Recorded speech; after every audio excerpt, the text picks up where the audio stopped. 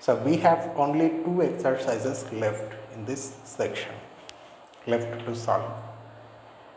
You see the first one and third one here because the second one is just the proof of that antiderivative lemma. We have already done that. I am not going to go through the first exercise because it follows from the third exercise directly. So I am leaving this to you to figure out how that is the case. The first exercise, by the way, is about that function which we saw in exercise 985. Okay, so let's see the third one. In this third one, the beginning is almost like the setup we saw in the first fundamental theorem of calculus. That is, you have two distinct real numbers a and b, where a is less than b, and you have a function, a real valued function defined on this closed interval a comma b. In the first fundamental theorem, the function is integrable. Here it is more specific, the function is monotonically increasing. Why I say that this first exercise follows from this one is because if you go back to this exercise, you will see that this f is monotonically increasing. But from Riemann integration of monotonic functions, we already know that such a function, whether it is continuous or not continuous, it does not matter, it will be integrable. So that fact is there. Okay. And then just like the first fundamental theorem, we define another function capital F also on this closed bounded interval, and the definition of capital F is given by integral of small f. If your input is x, then the integral is over the interval a comma x, which is a subinterval of this interval. We then have to show that capital F is differentiable at an interior point of this interval. Maybe in the book this open interval is given as closed interval, it's wrong, okay. If and only if small f is continuous at x naught. Now, one half of this double implication follows immediately from the first fundamental theorem, namely that if our small f is continuous at x naught, then capital F is differentiable at x naught. So, let us first write that. We have to, however, prove that the converse is also true.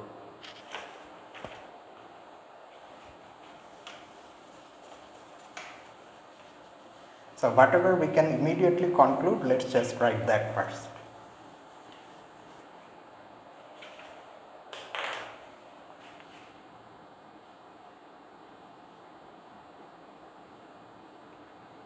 If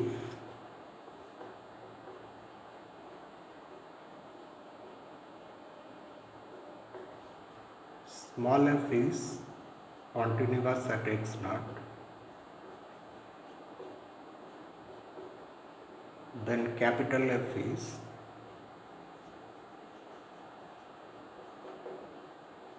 differentiable at x naught, and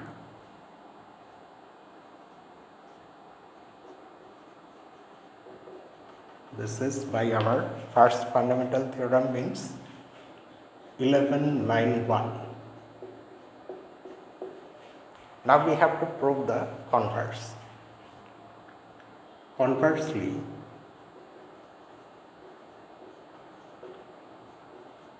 let capital F be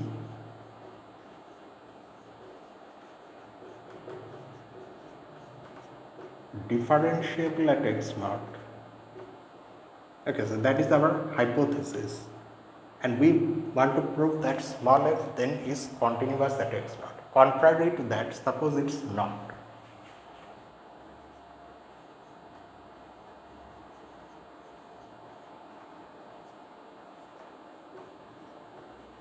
Is not continuous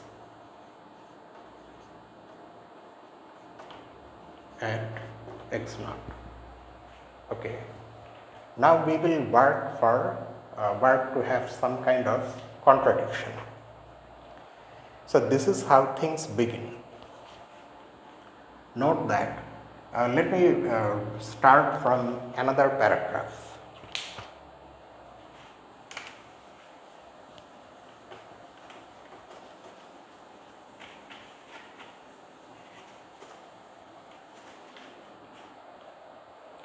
The first thing we note is this.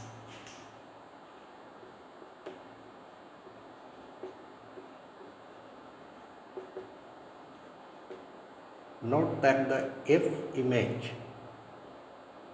of this half open interval is non-empty. But why? Recall that our x naught belongs to the open interval. This means that A is strictly less than x naught. And what does that mean? It means that if you consider this half open interval, it is itself a non-empty set. And obviously this is a subset of the domain of small f, that means closed interval a comma b.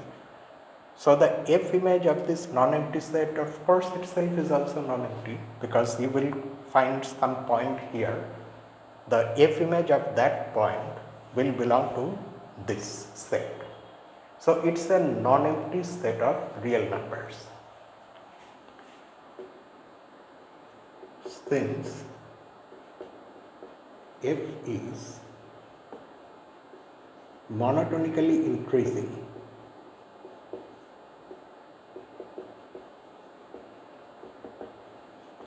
we have another fact. The fact is that f of x naught is an upper bound of that set.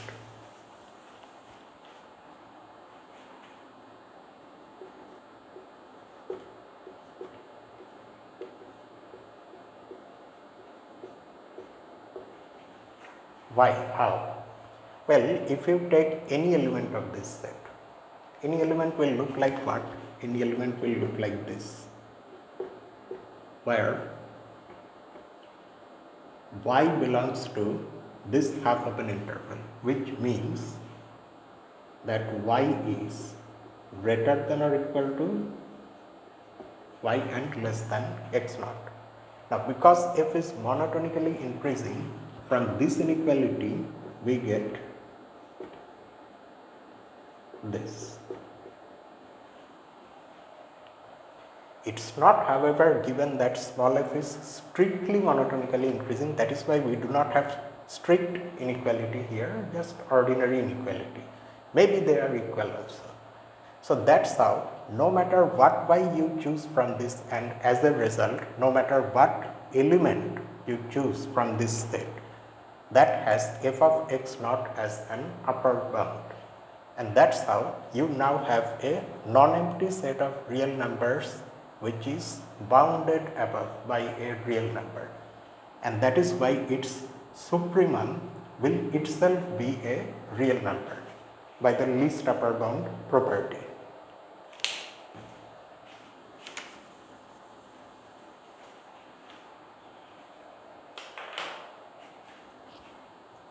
So, let us name this K.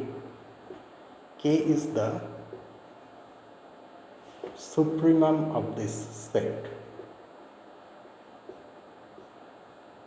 This is a real number. Okay. Now, similarly, okay, should I write about the infimum also now, or should I instead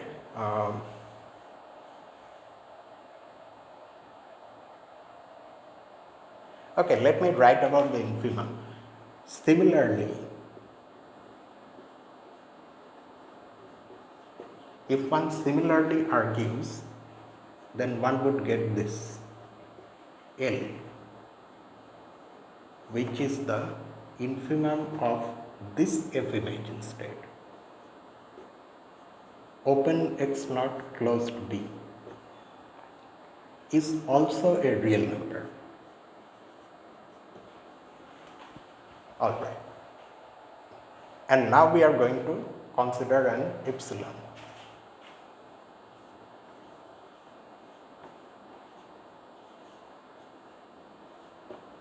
It may be difficult to see or guess where all these things are going, but it will become clear soon. So we have now chosen an arbitrary positive real number epsilon. Now we are going to use the fact that k is the supremum of this set. What does supremum mean? Supremum means least upper bound. The least of all possible upper bounds of this set, which means that if I go lower than k, smaller than k, because k is the least of all upper bounds, so that smaller number will no longer be an upper bound. In particular, if I subtract epsilon from k, then I will get k minus epsilon, which is less than k because epsilon is positive. So k minus epsilon will not be an upper bound of this set.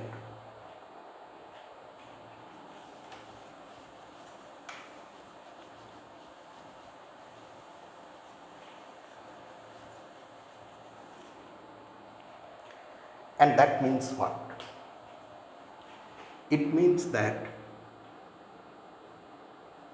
at least one element of this set will exceed k minus epsilon. That is, k minus epsilon will be less than f of y for some y coming from this interval. However, k is an upper bound of this set. So this f of y simultaneously will be less than or equal to k. That fact is there. And k is less than k plus epsilon. And this is happening for some y belonging to this. So far it's okay. There is no confusion or doubt. Alright, so now we again use the fact that f is monotonically increasing. Since f is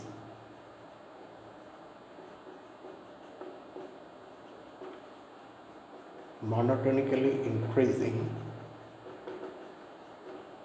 so we can write something a little more, in this inequality. We can write, it starts with k of course, k minus epsilon is less than f of y, which is less than or equal to f of z, which is less than or equal to k, and that is less than k plus epsilon. But now for all z belonging to the open interval y comma x naught. Did you see how? Because we are choosing z from here, so z is greater than y, and if z is greater than y, the increasing nature of f means that f of y, or let me say this one first, f of z is greater than or equal to f of y. But f of y already is greater than k minus epsilon. Now since f of z after all is again an element of this set just like f of y, so it's bounded from above by k, and which is less than k plus epsilon. So you now have these inequalities, and from these inequalities what do we get?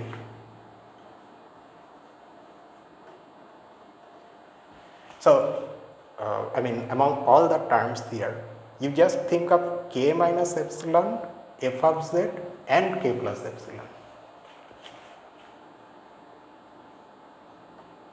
K minus epsilon is strictly less than f of z, which is strictly less than k plus epsilon, or if you subtract k throughout, you get minus k less than epsilon. Now in place of these inequalities we can write something else. Another inequality which involves absolute value.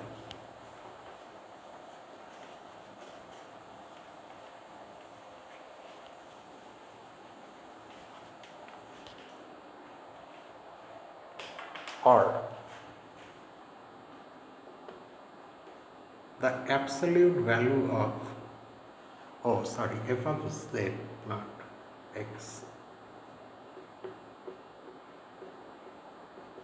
This is less than epsilon, and now we write the variation of z as well for all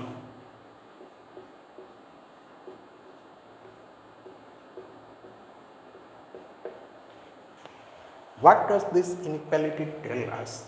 It tells us that if we look in a region which is a small region to the left of x naught, within that region the distance between the f values of the inputs and k is less than epsilon.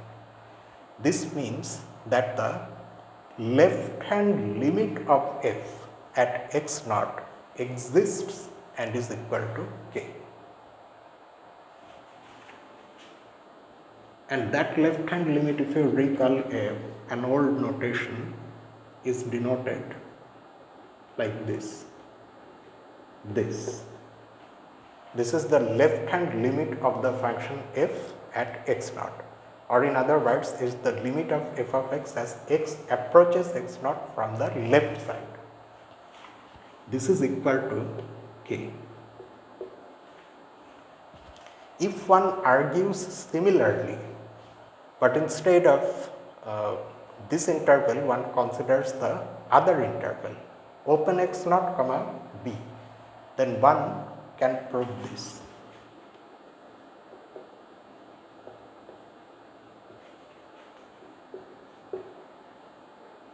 That the right hand limit of f at x naught also exists and is equal to L, where what is that L? L is the infimum of the f image of this interval.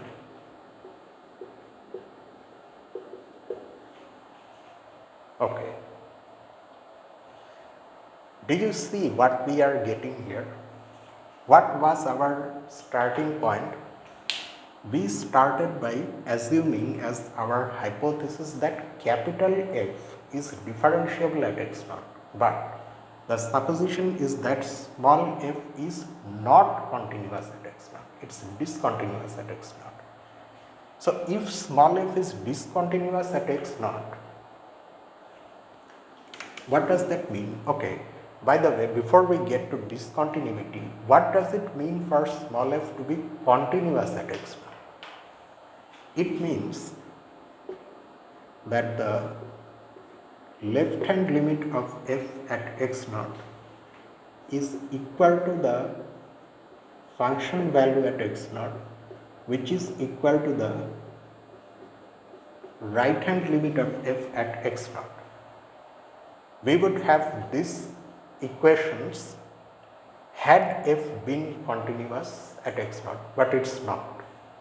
Or in other words, we would have this in case of continuity, which is what we are lacking at x naught. So, this should not be true. Now, it can be not true in different ways.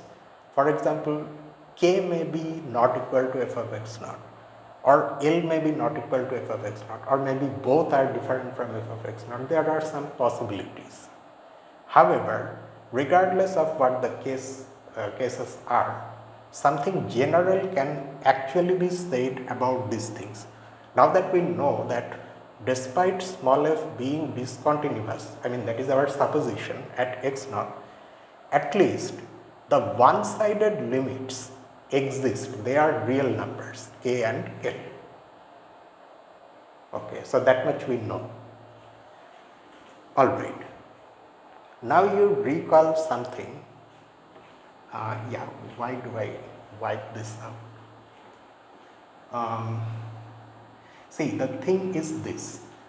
If you concentrate your attention to the left of x naught in a small enough region, say this type of interval, ideally we would write on this side the left boundary as x naught minus delta.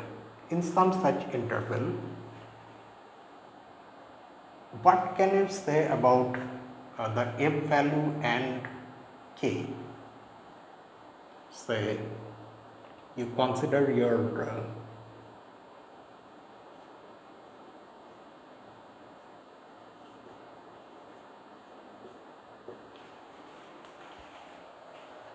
well, I did not mean to say k, but what can we say about f of z and f of x naught? Again, the increasing nature of f tells us that f of z is less than or equal to f of x naught. Alright? Because that's what it will be, because z is less than x naught, so f of z will be less than or equal to f of x naught. Now we do something else. Let us consider a sequence of points in this open interval that converges to x naught. Let me call that sequence xn, okay, where n varies from 1 to infinity. This sequence, watch this carefully, okay, this sequence is a sequence of points here and it converges to x naught. Any such sequence, alright. But what do we know? We know from above that the limit of f, the left hand limit of f at x naught is equal to k.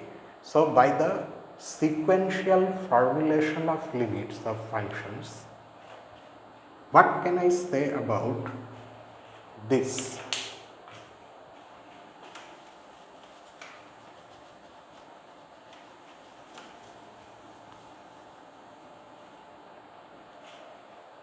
Do not lose track of the things, okay, this much we already have with us. Now we are considering this open interval to the left of x naught, and there we have considered a sequence which is converging to x naught.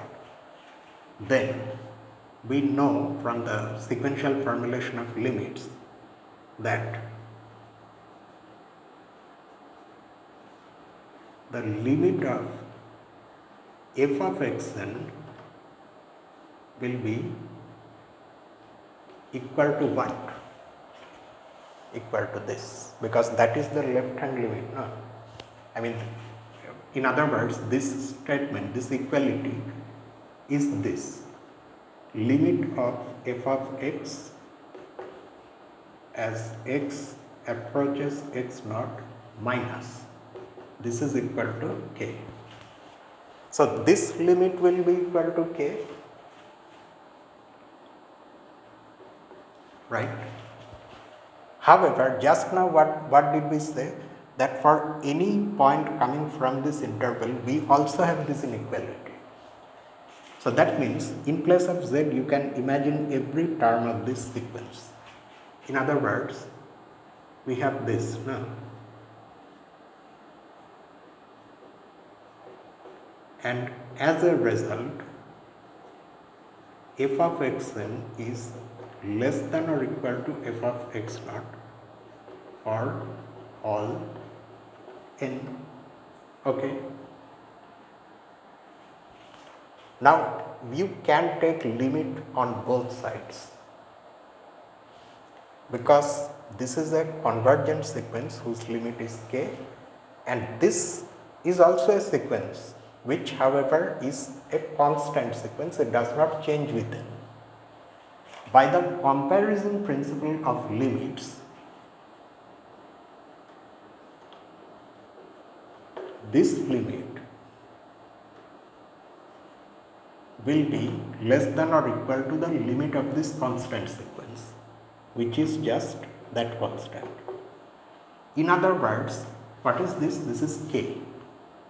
So k is less than or equal to f of x naught. I know my writing has been a little haphazard here and there, but at least you get the point. Let me just repeat, okay, somewhat briefly. We have this, which means that we have this left hand limit. We know it exists and it's equal to the real number k. Okay. Now we concentrate to the left of x naught in a small region. Small or large does not matter. I mean, at least it should be inside the domain, in that sense small. So in that region we have considered any sequence, okay, that sequence has nothing special about it, any sequence, but it converges to x naught. So from it goes towards x naught, its terms go like this.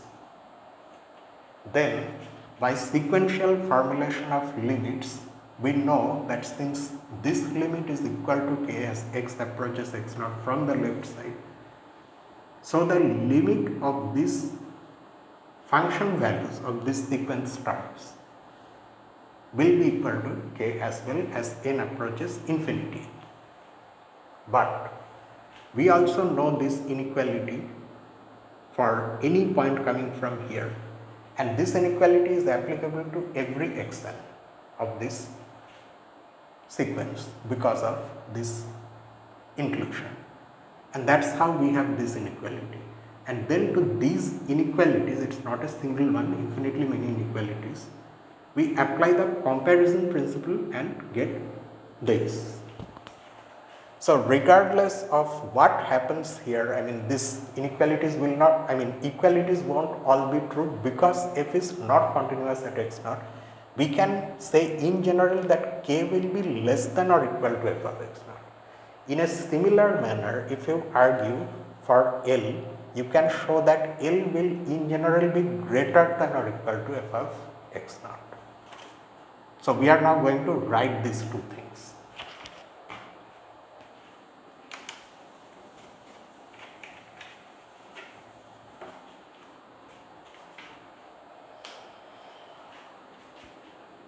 Now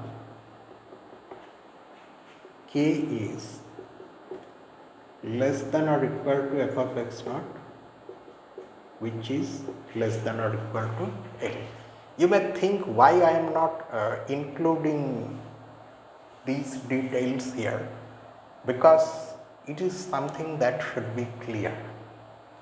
It's not necessary that you have to show everything all the time. Some such things can be suppressed at this level, at this stage. Okay, so we in general have this. Since f is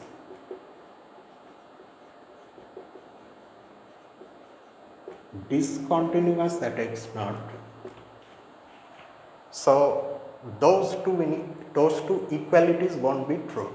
That means either k is not equal to f of x naught or f of x naught is not equal to L, or both. But because of these inequalities, we can now say this: either k is strictly less than f of x naught or f of x naught is strictly less than L. But do not forget that this OR is inclusive OR, which means that both these strict inequalities may also be true. Okay, so that's included. Suppose k is less than f of x naught.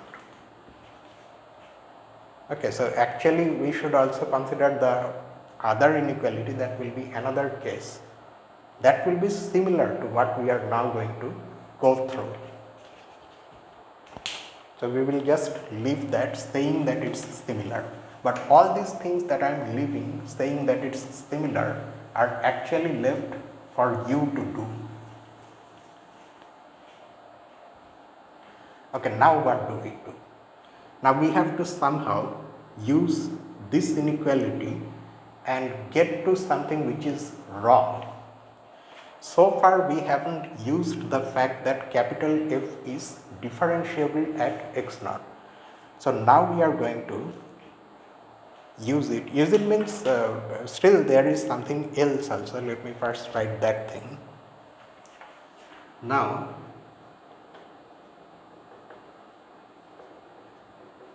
for any x in the half open interval a comma x naught, let us consider this difference quotient f of x minus f of x naught divided by x minus x naught. Okay, now what about this?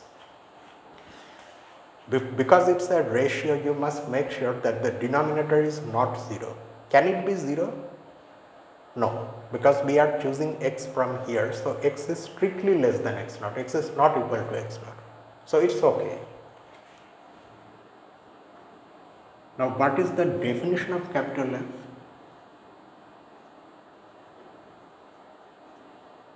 It is this, and accordingly we also have this. Now you know from properties of Riemann integral that this will be a single integral. Which one will it be?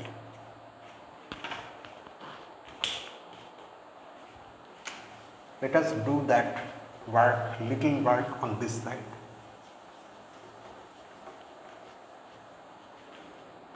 Note that our x is lying here, that means x is less than x naught. So if we write the inequalities that link these three numbers, we have this, and that is why by one of the integral properties,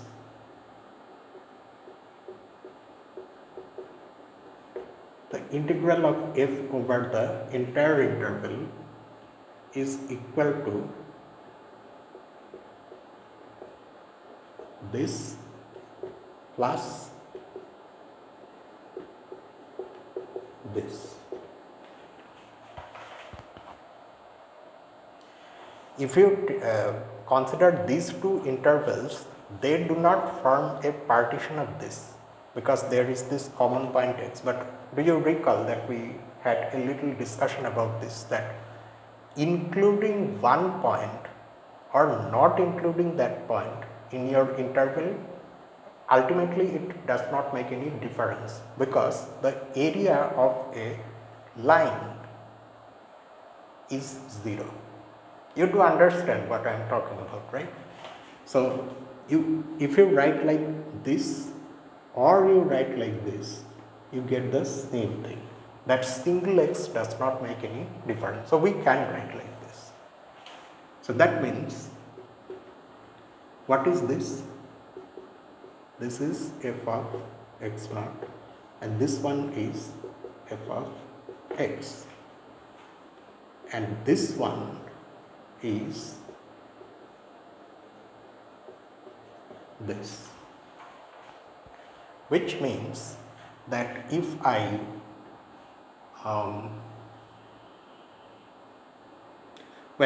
actually I did not have to write this line, no? I mean like this. Instead of this, because we have already written the integrals, instead let me write like this. Let me take this to that side, this one to this side, and that way we will get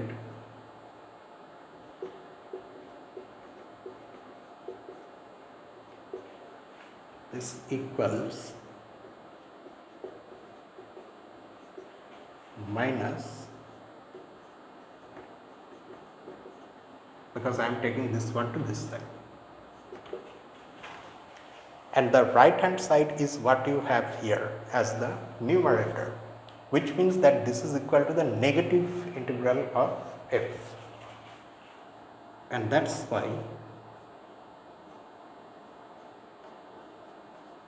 we have If I adjust this minus, then I am going to have this in place of this now. So if I adjust this minus sign here, I would write x naught minus x.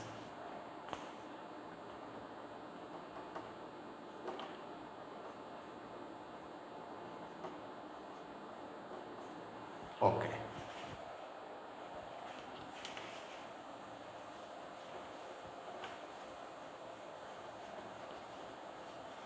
Now we know something about our f in this interval. What is that thing? You see,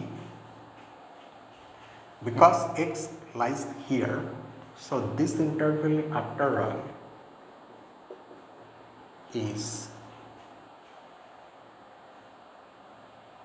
okay. Hold on. I actually cannot take this x naught. But as I said just now, whether I write closed x naught or open x naught, it does not matter. Why I am considering open on this side right now? It's because this has to be a subset of this, and it is. And what do we know about this interval? That, so obviously the f image of this will be a subset of the f image of this.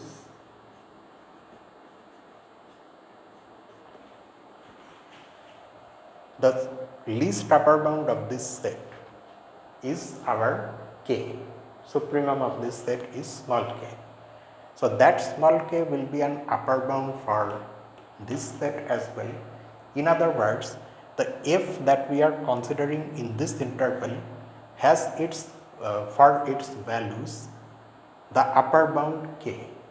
That means within this interval f of x is, or I mean f of z is less than or equal to k.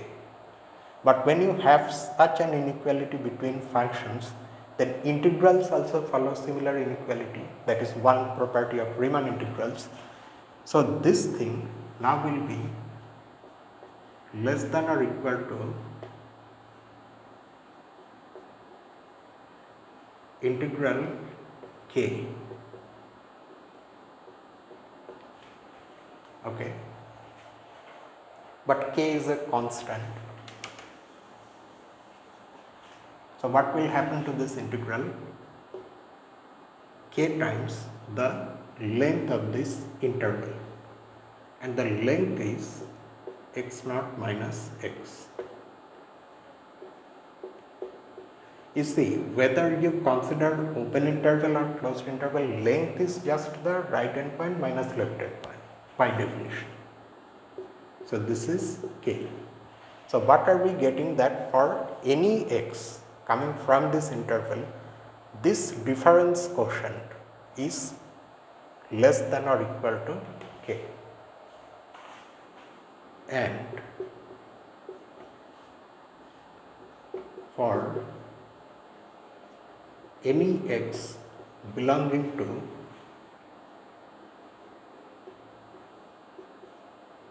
this interval instead, we are going to consider that same difference quotient.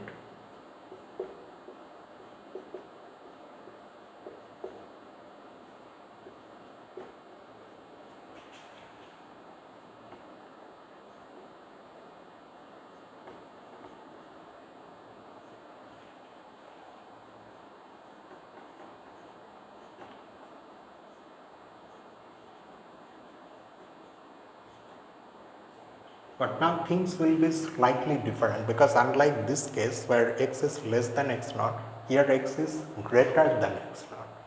So what will you write in place of this?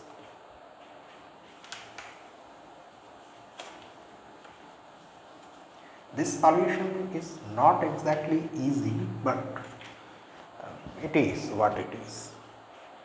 So we can do our little work here, because although we have b here, but the integral has nothing to do with b.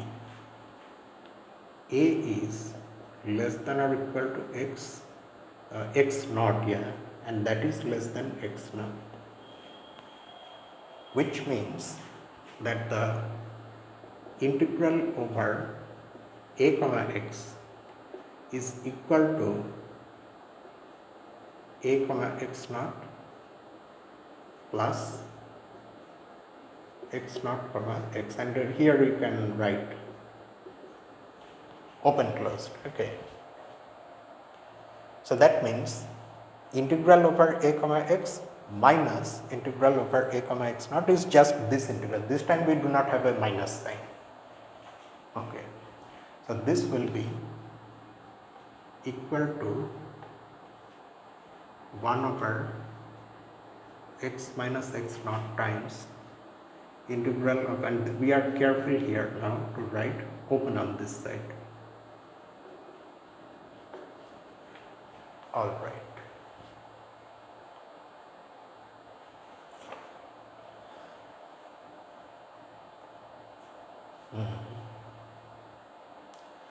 Now the increasing nature of f will come into play once more. You take any z from this interval, what can you say? That z is greater than x naught. So f of x naught will be less than or equal to f of z.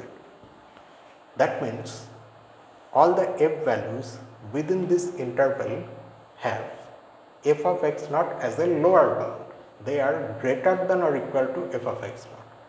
So this integral, combined with this of course, is greater than or equal to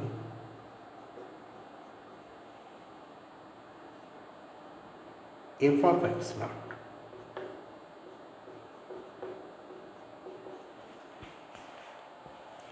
Again, there may be another thing that we are likely forgetting. What do we actually get from that inequality? We get that this integral is greater than or equal to this integral. Can we multiply on both sides by this? Because that way only we get this, no? We can, and that won't change the direction of inequality. Why? Because x is greater than x naught. So this is a positive real number, and that's why we have this inequality. Now just like that case, f of x naught is constant. So the integral will be f of x naught times the length of this interval, which is right endpoint minus left endpoint. This is f of x naught. So we are getting two things. The first is that if our x, just for remembering, if our x is coming from here, then this quantity is less than or equal to small k. But if our x exceeds x naught and comes from that interval, then that same quantity is greater than or equal to f of x naught. Okay, one bound is small k, the other bound, the lower bound, is f of x naught. Alright, and now only we bring into the picture the fact that capital F is differentiable at x naught. Let us now see what that gives us.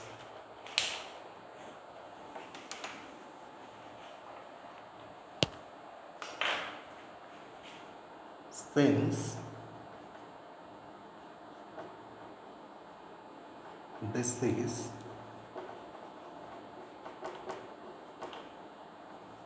differentiable at x naught, so there exists a positive real number delta such that delta for what? For that epsilon, you remember?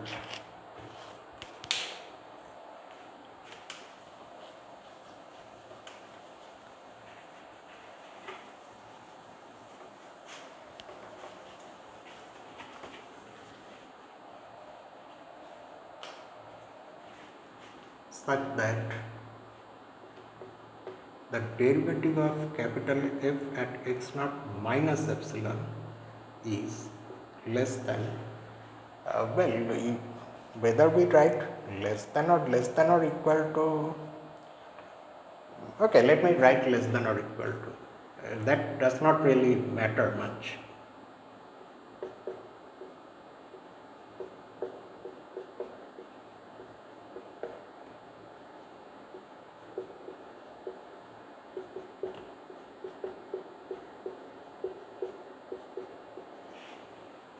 For what type of x?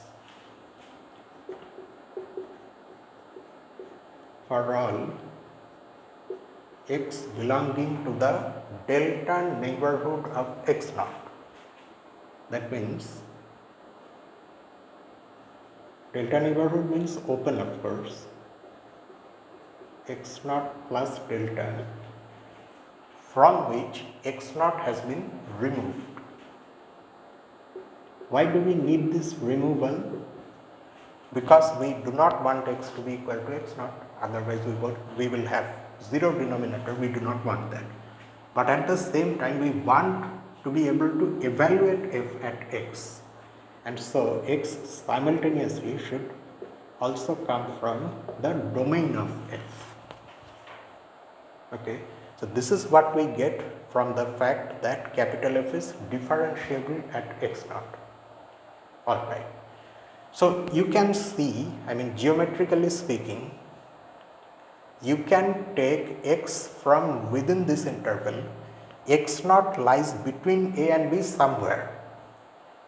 Now at the same time, x also is coming from this interval, but x is not equal to x naught.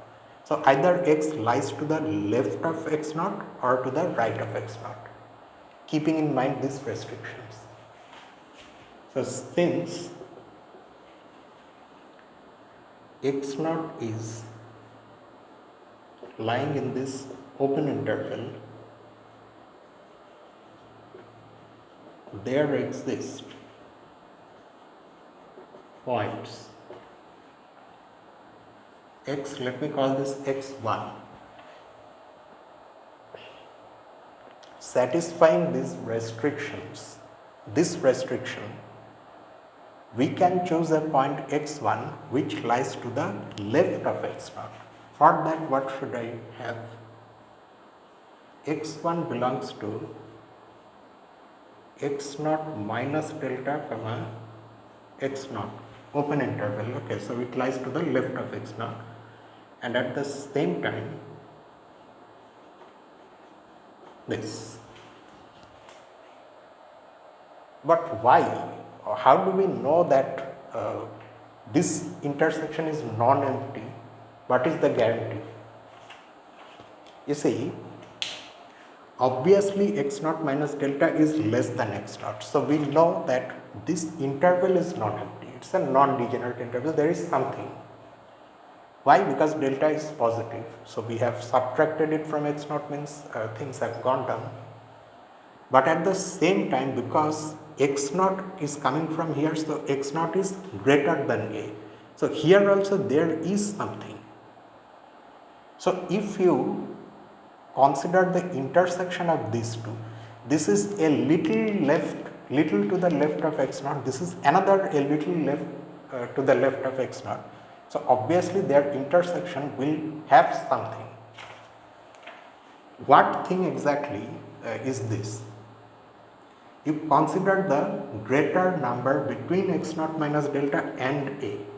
So that will be the left boundary of this intersection. The intersection itself will also be an interval, but a non-degenerate one, because that left boundary, which is either this or this, none of them is equal to x naught. X naught is greater than both of them. That is why you will find something there. And similarly, you will also find another point x2.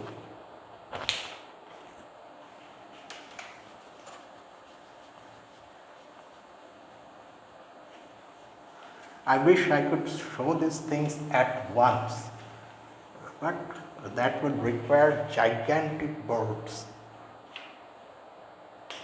That cannot be done in a small room like this. That requires a hall. So another point x2 can now be found keeping those restrictions intact, but which lies to the right of x0, like this.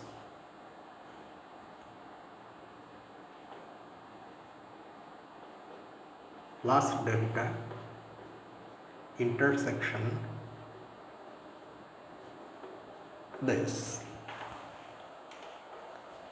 Now we recall the inequalities we established over there for the difference quotient, this. Okay, we established two inequalities, one involves the bound k, the other one involves f of x naught. So for points which are coming from here, coming from this intersection means this x1 after all belongs to this interval as well.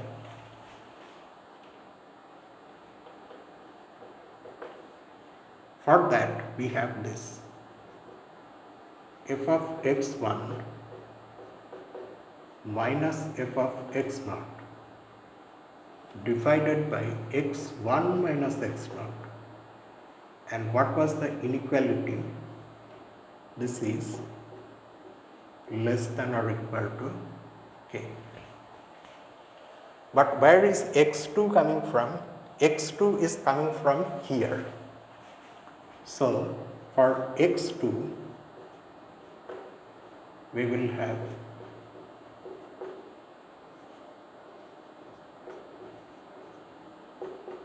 this. Okay. Now you recall our condition. What was our condition? We started with the condition that k is strictly less than f of x naught. So since k is strictly less than f of x naught, we are now going to have this. Let me start from here. 0 is less than f of x naught minus k. Now f of x naught is less than or equal to this. So if I write in place of f of x naught this possibly larger quantity, the inequality will remain intact.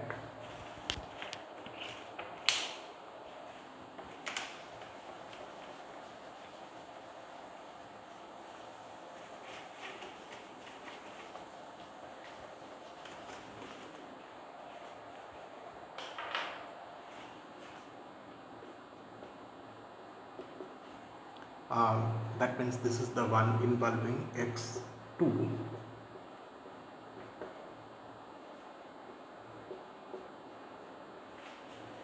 Okay. But what can I say about k? K is greater than or equal to this. So minus k will be less than or equal to minus of this. And we have minus k here, which is less than or equal to minus of this.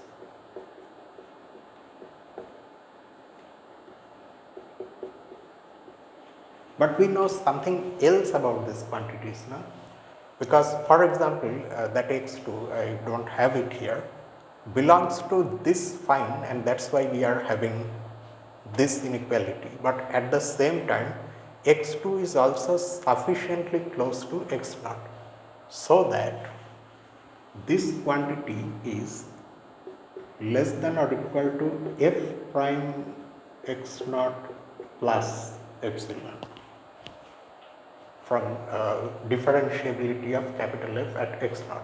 From there we have this as well. Similarly, this quantity is greater than or equal to f prime x naught minus epsilon. So its negative is less than or equal to the negative of this minus epsilon. Okay. Now what does this become? These two cancel out and we have 2 epsilon. Alright. So what are we getting now? Now forget about all these complex things, intermediate things, and concentrate on this. Let me write it here in fact. That is 0 is less than f of x naught minus k is less than 2 epsilon. Note that these are fixed things. X naught of course was chosen in the beginning itself, and k is the supremum of that set. So regardless of what our epsilon is, so what I am trying to say here is that x naught and k do not depend on epsilon. Namely, whatever epsilon we chose, for any such epsilon we have this. But that's a problem because this is strictly greater than 0, and that strictness is coming from this assumption, which itself is coming from the supposition that small f is not continuous at x naught. It is one of the possibilities. But since this is arbitrary, now we can choose a convenient value of epsilon to create a problem.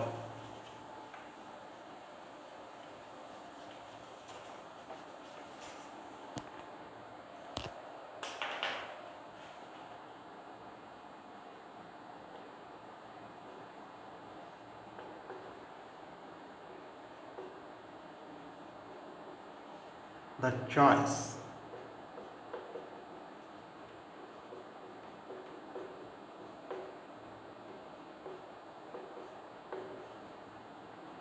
produces a contradiction.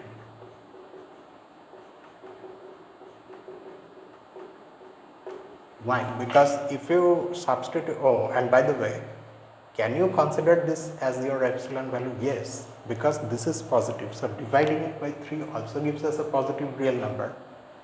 But if you substitute this epsilon here, and then you can cancel f of x naught minus k from both sides, but the inequality will remain intact. Why? That's because f of x naught minus k is positive. And what will that give you? 1 less than 2 divided by 3, which is not true. And that is why we have now arrived at a stage where something has gone wrong and we cannot salvage this without going back to our supposition. But before we do that, we need to mention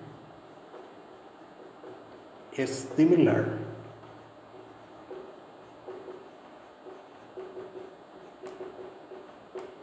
contradiction arises from that other condition, that this is less than L. So our supposition is wrong, i.e. what was our supposition? Namely, small f is discontinuous at x naught. It cannot be. F must be